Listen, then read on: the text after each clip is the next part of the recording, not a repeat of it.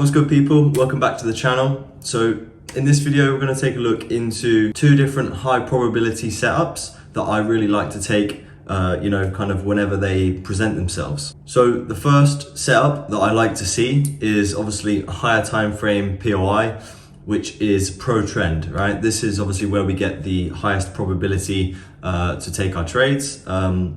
If you are following the prevailing trend, it's always going to be a higher probability to be able to take that trade, and actually be able to take a profit from it.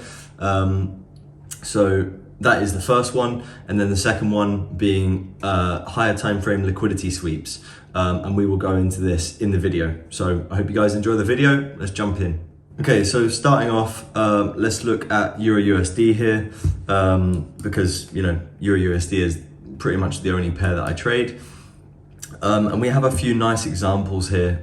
So what we'll do is we will start with the higher time frame liquidity sweeps. I think that's a good place to start. So if we're looking on the daily time frame here, we can see instantly, I have marked out 3 liquidity sweeps here. Okay, so you can see everything that's kind of going on. So first, how do we actually define what a liquidity sweep is? What are we actually looking for? And how do we confirm that this is actually a liquidity sweep? So the main things that I'm really looking for are very large wicks. Okay, so as we can see right here, if I zoom into the chart a little bit, we can see here we have a very large down close candle or an up close candle with a very large wick to the downside. Okay, so for me, I like to teach my students and everyone on YouTube here that the large liquidity is left underneath the large wicks. Okay, so any large wick that you have, there's typically seen as liquidity, right? As you can see here,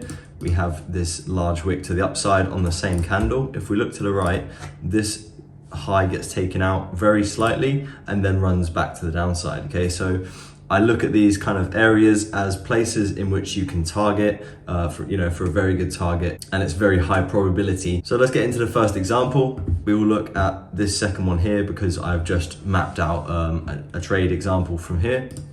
So if we jump down to the 4-hour time frame, what we want to see is we want a large wick to the downside. Okay, here's a large wick to the downside, and then what we want to see is a large wick through this low, but then actually closing back above. Okay, these are the main things that I actually want to look for to be able to then position myself to get into a trade which is very high probable, which I can be very confident about that it's going to run the previous high or a few highs, depending on kind of what market structure is looking like. And we will go over targets and where the targets are most high probable. So as we can see, we have this large wick to the downside. Okay, we then run down and we take that out. Okay, a lot of people are actually going to be trying to trade this as a breakout, right? So as soon as we break out of this low, people are going to be trying to sell. This is ultimately not what we're looking to do. We're looking to wait for the market to react and do its thing and then provide us the setup later. Okay, so as we can see here, we have this very large push to the downside on the 4-hour time frame, which takes out this previous low and then pushes all the way back up. Now, as you can see here, this trade is in this area here. Okay, so as we can see, price has pushed all the way back up before we're even looking to get into the trade. Okay, what we need to see is then a higher time frame POI to then be able to get us into this trade. Okay, so we have the liquidity sweep, and then we pull back, okay? And then we break structure to the upside by taking this high out here, okay? So what we can do is we can mark off the 4-hour POI which is formed, okay? So here we have this down close candle before this push to the upside, which breaks structure, okay? Valid POI, right? So then what we can do is we can get down onto a lower time frame and we can look inside this area, and it would be helpful if I used the replay tool. Okay, so now we're on a lower time frame. What we can see is we have our 4-hour POI, okay? And then what we have is this breakout to the upside, which, confirms this structure break, which is, what we're looking for to continue price to the upside, okay? So what we do is wait for price to come back down into our 4-hour POI. And then what we'll do is we'll get down onto the lower time frames, right? So I'm on the 15-minute time frame right now. What we'll do is I will get down onto the 10-minute and I will start looking for my entry model. Nothing on the 10-minute, so we will then move down to the 5-minute. Same again with the 5 minute. So I'm just gonna keep dropping down, okay? I'm just gonna keep moving down time frames until I can find my entry model. Then we get down into the 2 minute time frame, okay? So here what we can see is we have an up close candle, which price breaks to the downside, confirming that this is a POI, okay? Then what we have is this low gets taken out, and then we have this low, which also gets taken out, okay? So as you all know from the previous videos, what we're looking for is a change of character, and this would then be ultimately a flip, okay? So we go from the high right here, okay?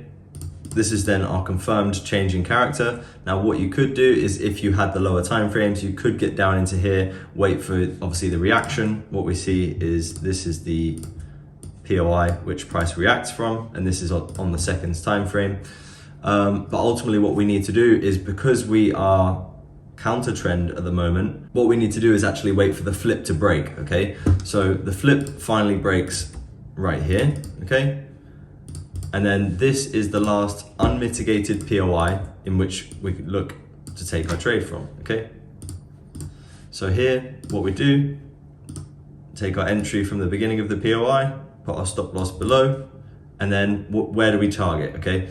So if we jump back out onto the higher time frames, let's just look on the 15 minute here, right? So here we can see we have very clear equal highs sitting right here, okay? So this is a very good first target to be initially targeting, right? Now, we know that we've got a 5 pip stop loss on this one, you know, so ultimately what we're looking at, if you're just targeting those equal highs, you're looking at a 5 to 1, right? Now, where is the next target that you could potentially go for? Well, if we look at the previous high, which was formed prior to the liquidity sweep on the higher time frame, so let's just go on to the hourly time frame here, right? So here we can see this was the extreme high before we pushed down and took out this previous low right here, okay? So this is also a very nice place in which you can target, okay? This high is then, you know, what we've done is we've swept the liquidity to the downside, and then we've pushed up and swept the liquidity to the upside. It makes sense. What is happening is, you know, the market is running the people who are looking to sell below that low out, you know, getting taken out of their position, and then anyone who's trying to buy from above that high is then getting taken out again. This is a setup that I see happening all the time. It's very nice, especially in consolidated markets, because I know at the beginning of the video I said we're looking for higher time frame POIs which are pro trend.